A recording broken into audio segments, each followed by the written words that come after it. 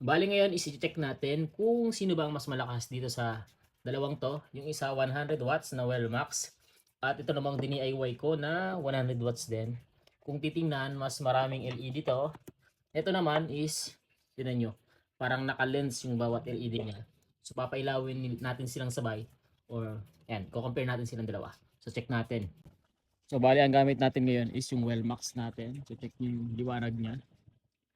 Ito sa kalsada. Okay. Layo tayo ng onte. Yan, maliwanag naman. Next naman ay itong DIY natin. Okay, goods. Pero sa tingin ko, mas malakas yung well max kumpara dito. Sa pagsabay naman natin ngayon. So ito is yung well max. Ito naman yung ating DIY. Yan, DIY natin. Well max. Nako, mas mataas talaga o mas malakas talaga yung well max natin. Okay, DIY natin. Well max. Mas malakas tong well max kumpara dito. Pero kung titingnan, pansin ko dito, meron na siyang apat na LED na hindi gumagana. Ano ba yan?